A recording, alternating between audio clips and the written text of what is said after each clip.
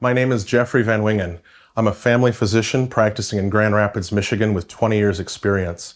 The point of this video is to help you shop safer and get takeout food safer during the stay-at-home shutdown due to the coronavirus pandemic.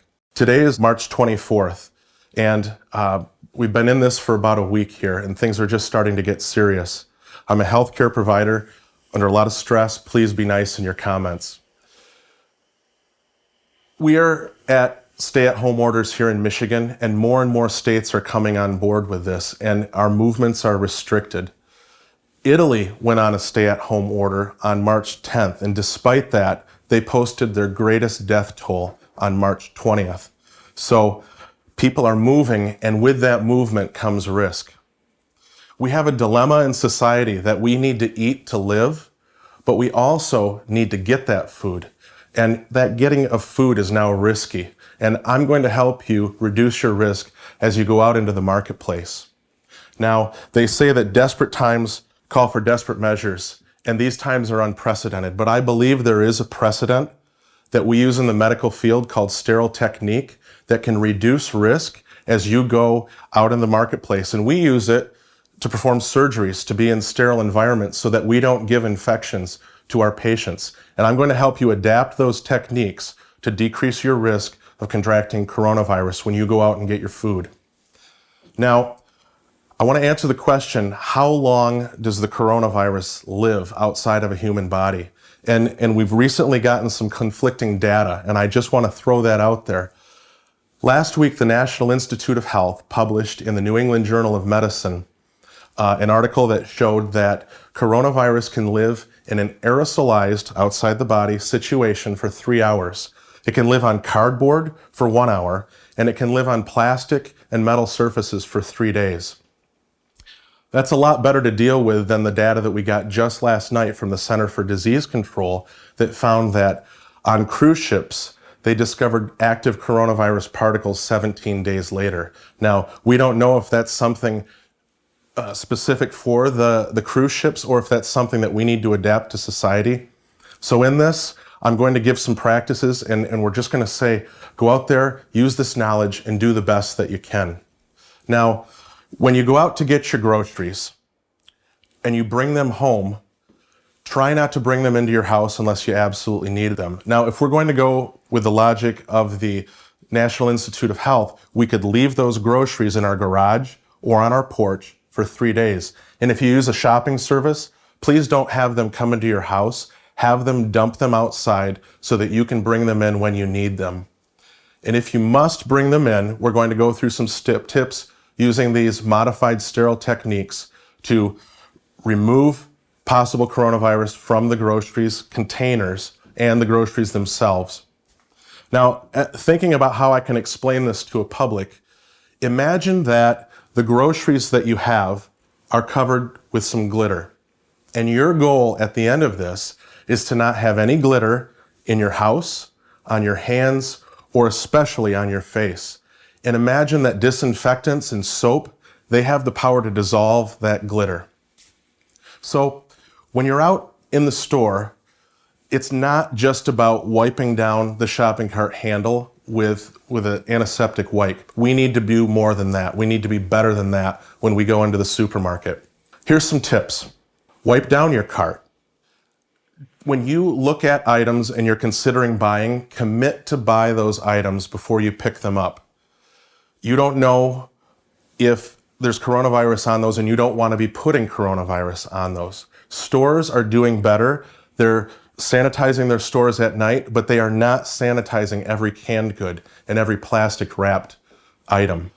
Don't go to the supermarket if you have any respiratory illness whatsoever. Furthermore, don't allow your loved ones over the age of 60 to go to the supermarket.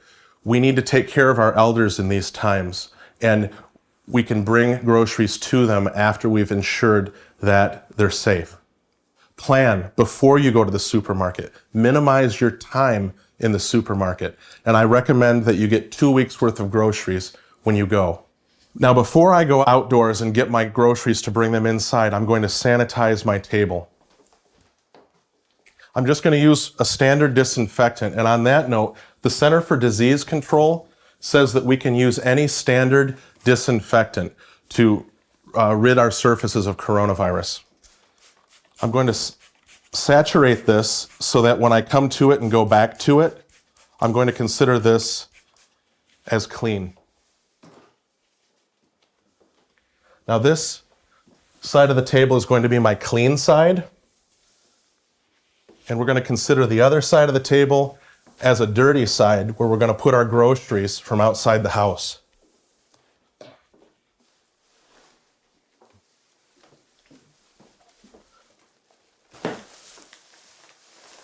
So remember, everything that goes to this side of the table is going to be considered clean and sanitized. Now I have a bag with some medicine in it. I'm going to open that bag, but because I know that human hands have touched this medication bottle in less than 72 hours, I'm going to wipe that down, and I'm going to place it on the clean side. But this box of cereal is a different story. It's a box that has cardboard, so we know that coronavirus can likely live on this surface for 24 hours. But on the inside, no human hands have touched this for more than a few days, so I can just dump that and I can get rid of the box. Now with this broccoli, I've got a couple different options. I could have somebody open my refrigerator, open the crisper, open the bag, and dump it right in the crisper, or I could just sanitize it. Now, I've got to bring some groceries to my parents. They're in their mid-70s, and I'm going to be dropping those off later today.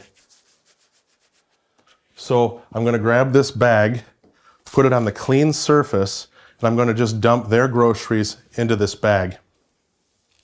Now, I'm a big fan of cloth bags, but I don't think now was the time for me to take my cloth bags and increase risk. But if you must, after you're done with those cloth bags, consider them dirty and make sure that they go outside.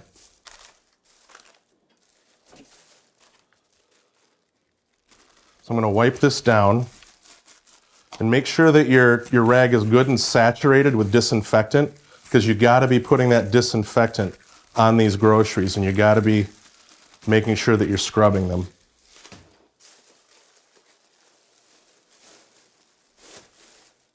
Now, one other thing that I could do with certain items, such as this bread,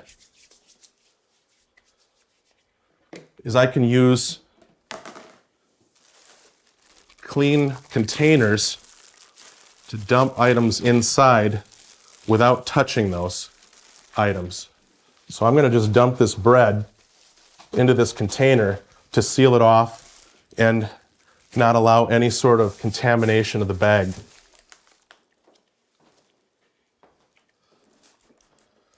More hardy plastic things that you're not worried about disinfecting more liberally, you can actually spray the disinfectant right on those items.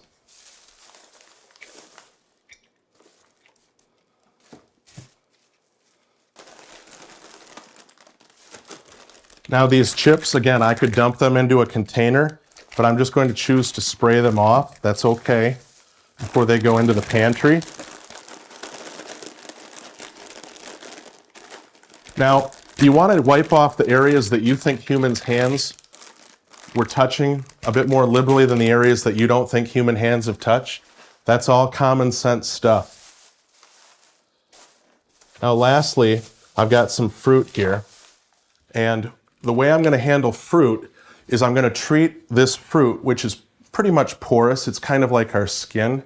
So if I wash that like we should be washing our hands for 20 seconds, then that should be just fine. I'm going to dump it in some soapy water here. And I'm going to come back and watch each one individually. And I do think that the better you are soaking the fruit, the better it's going to be as far as your chances of getting that completely sterilized from coronavirus.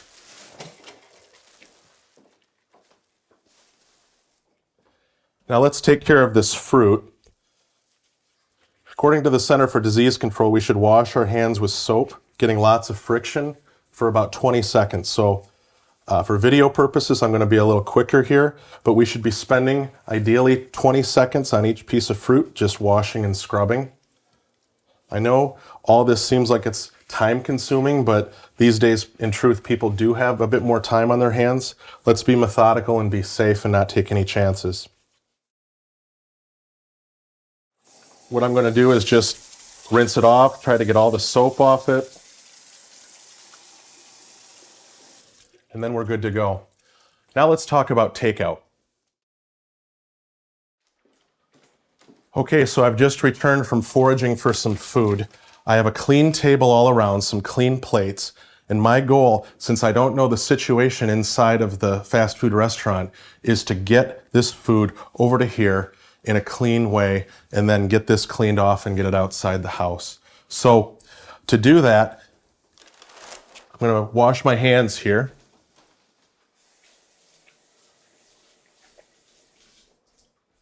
Say I did that for 20 seconds with soap and water scrubbing real good. I'm going to open up this. Now, fortunately, the good news is that you don't have to worry so much about the food.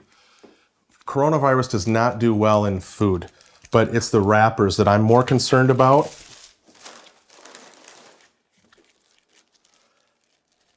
And I know you're asking, can I microwave this? And the answer to that is absolutely yes, you can. Now, I'm not talking about the novel COVID-19 coronavirus. I'm referring to some other coronavirus species, and studies showed that even just a little bit of microwaving takes care of the coronavirus. In addition, heat destabilizes the coronavirus as well. The downside is that on the other side, with frozen foods, you're not going to do so well.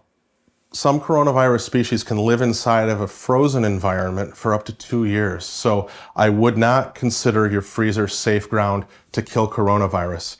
A good example would be a frozen pizza. You bring a frozen pizza in, you've got the cardboard box, you've got some plastic wrapping, and with that, you can dump the plastic out and consider the cardboard dirty, and then go ahead, clean your hands, and put that plastic into the freezer and you're good. With ice cream, I would make sure that you use some disinfectant to scrub down the outside of the container before you put it into the freezer. With sauces, you want to try to get these sauces onto the plate without exposing to the packaging. Just do the best you can. Now, what I'll do is I'll throw these in the microwave before I start to eat them. I'm going to try to get them hot so I see some steam coming off them. When you do choose food at a takeout restaurant, I think now's the time to choose more hot goods over cold goods. And that's it. I'm going to ask you to share this video. It's not about popularity. It's about getting the word out with education. In these unprecedented times, safety out in the marketplace can literally save lives.